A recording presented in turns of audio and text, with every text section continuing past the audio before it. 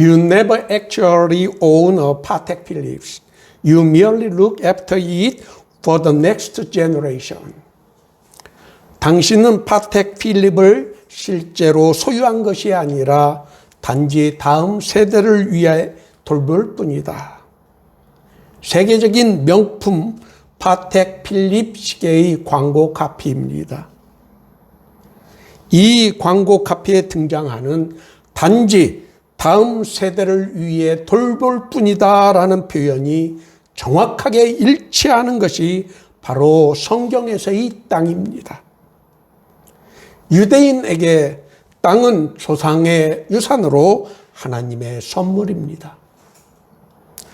조상들의 유산인 땅은 자신의 소유가 아닌 단지 토지 이용의 권한만 있고 후손들에게 물려주어야 하는 것입니다. 최근에 집값이 올라도 너무 올라 집을 가진 사람과 갖지 못한 사람과의 빈부격차가 그 어느 때보다 심각해졌습니다. 이 문제를 해결하지 않고는 사회 공동체의 결속을 기대할 수 없습니다. 성경에 희년, 주빌리 제도가 있습니다. 왜 그런 제도를 하나님은 명령하셨을까요? 50년마다 희년을 선포함으로 부의 편중 현상을 차단하였습니다. 부의 편중 현상을 그냥 방치하면 빈부 갈등이 심화되어 하나님의 언약 공동체로서의 동질성을 유지할 수 없기 때문입니다. 오늘 본문의 말씀은 자본주의 체제에서 발생되는 자본의 쏠림 현상과 그에 따른 빈부 격차에 대한 어떤 태도를 취해야 하는지를 가르쳐 줍니다. 아합 왕은 북쪽 이스라엘 왕국의 왕이었습니다. 그가 저지른 대표적인 악행이 나봇의 포도밭 탈취 사건입니다. 아합 왕은 처음부터 권력의 힘으로 나봇의 포도원을 빼앗으려고 하지는 않았습니다. 그는 더 좋은 포도원으로 바꾸어 주겠다고 제안하였습니다. 또 만일 내가 좋게 여기면 그 값을 돈으로 주겠다고까지 말하였습니다. 그가 비록 악한 왕이었지만 이스라엘 백성에게 조상의 유산인 땅이 지니고 있는 의미를 잘 알고 있었습니다. 자신이 마땅히 지켜야 하는 의무를 다하기 위해 비극적인 죽음을 맞이한 인물이 나봇입니다. 우리는 그에 대하여 자세하게 알지 못합니다. 나봇은 아합 왕의 더 좋은 포도원으로 바꾸어 주겠다는 것과 아니면 돈으로 값을 치루어 주겠다는 제안이 귀에 솔깃했을지도 모릅니다. 또 자신이 최고 권력자인 왕의 제안을 거부하였을 때 자신에게 닥칠 위험을 모르지는 않았을 것입니다. 그럼에도 불구하고 그가 아합 왕의 제안을 거절한 것은 그런 거래를 여호와 하나님께서 금하시는 것이라는 것을 알았기 때문입니다. 자신이 조상에게 물려받은 그 포도원을 다음 세대에게 물려주는 것이 자신의 사명이라는 것을 그는 잘 알고 있었습니다. 조상의 유산을 왕께 줄 수 없다는 나봇의 단호한 대답을 듣고는 아합 왕은 근심하여 답답하여 침상에 누워 얼굴을 돌리고 식사를 하지 아니하였습니다. 그런 모습을 본 그의 아내 이세벨은 당신이 그러고도 진정 이스라엘을 다스리는 왕입니까? 하면서 그를 비웃었습니다. 그녀는 나봇이 신성 모독과 국가 원수 모독죄를 저질렀다는 거짓 증인을 내세워 사람들이 나봇을 처형하도록 음모를 꾸몄습니다. 나봇은 사람들의 돌팔매질로 무참하게 살해되었습니다.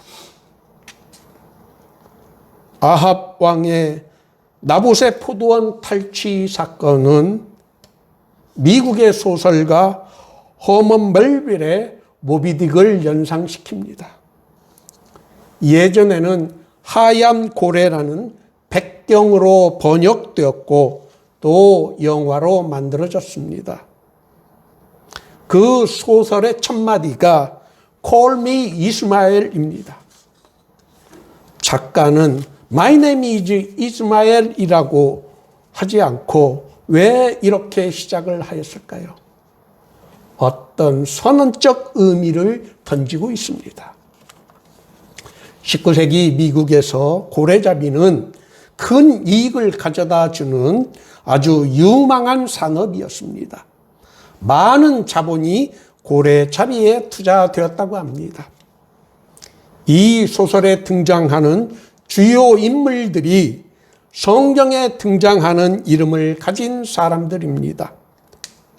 소설 속의 내레이터, 화자로 마지막에 혼자 살아남는 인물이 이스마엘이고 고래잡이 배의 선장의 이름이 에이허브입니다. 배가 출항하기 전에 배와 선원들의 운명에 대해 예언을 하는 인물이 일라이저입니다. 에이허브는 오늘 본문의 주인공인 아합의 영어식 발음이고 일라이저 역시 선지자 엘리야의 영어식 발음입니다. 에이허브 선장은 어마어마하게 큰 흰 고래 모비딕에게 한쪽 다리를 잃고 오직 그 고래에 대한 복수의 집념에 사로잡힌 인물입니다.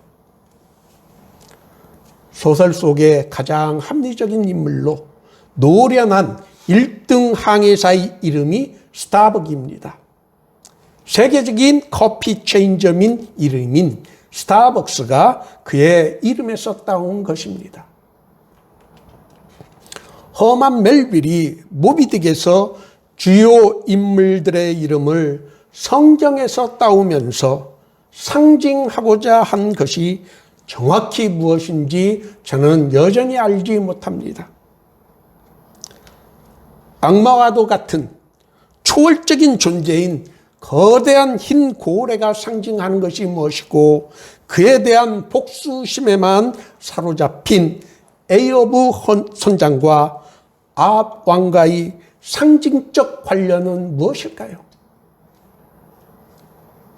어떤 문학평론가는 그 시대 미국의 전통적 가치였던 청교도 정신이 사라지는 세태를 비판한 것이라고 주장합니다.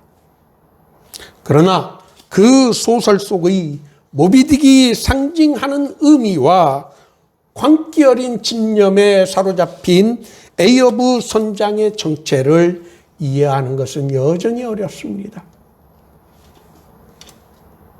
당시 황금알을 낳는 고래잡이 산업에서 인간의 욕망에 쉽게 포획되지 않는, 즉 달성할 수 없는 잘못된 목표를 모비딕이 상징하는 것은 아닐까요?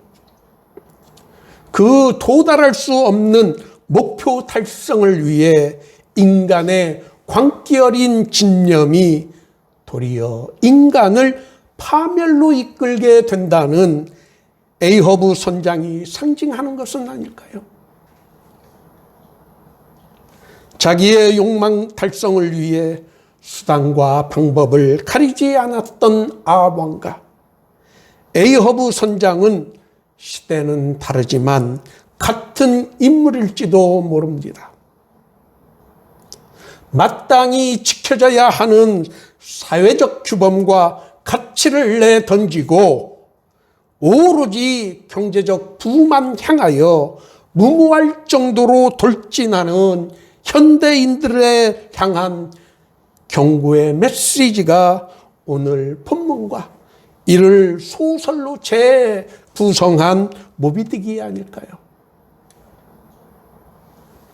우리를 짓누르는 부의 편중과 이에 따른 빈부격차의 문제는 우리가 풀어야 하는 난제입니다. 구약 성경에서 희년은 하나님의 언약 공동체의 일원으로서 자기 정체성을 유지하도록 하는 제도였습니다.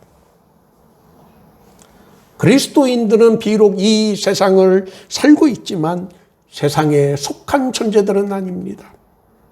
우리의 시민권은 하늘에 있다는 바울 사도의 가르침대로 하늘나라에서 통용될 수 있는 가치로 우리 그리스도인들은 이 세상을 살아가야 합니다.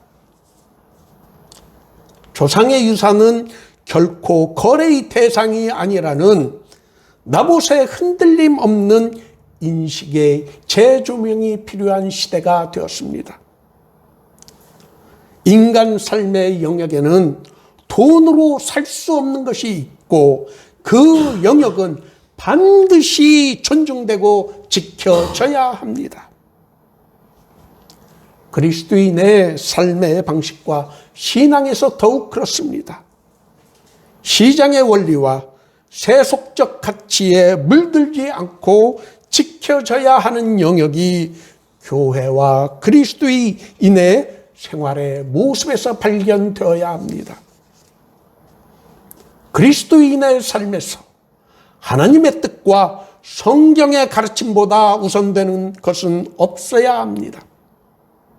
오늘 본문의 말씀이 우리들에게 가르쳐주는 경고의 말씀입니다. 코로나 팬데믹은 우리의 삶과 신앙의 모습을 되돌아보게 합니다.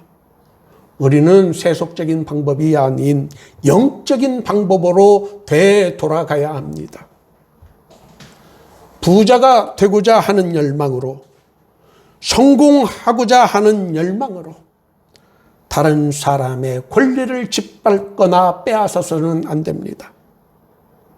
특히 사회적인 약자인 고아와 과부가 마땅히 누려야 하는 권리를 중간에서 가로채는 행위를 우리 하늘에 계신 하나님 아버지께서는 매우 싫어합니다. 성경은 내 선조가 세운 옛 지계석을 옮기지 말고 고아들의 밭을 침범하지 말 것을 경고합니다. 성경에서 조상들의 유산은 사회를 촘촘하게 연결하는 그물망 같은 것으로 하나님의 언약 공동체를 형성하는 기초라는 것을 가르쳐 줍니다. 이스라엘 백성에게 땅은 부의 축적의 대상이 아닌 하나님의 약속의 선물입니다. 우리가 오늘 본문을 통해서 배우고 깨닫고 또 지켜야 하는 것은 비록 우리가 자본주의 체제의 사회에서 살고 있지만 절대 침범받아서는 안 되는 영역, 돈으로 살 수 없는 영역이 우리에게는 여전히 존재해야 한다는 것입니다. 오늘 모두의 교회 예배에 참석하신 여러분 모두가 세상의 방법이 아닌 성경에서 가르쳐주는 영적인 방법으로 이 세상에서 승리하는 삶을 사시기를 예수님의 이름으로 축원합니다.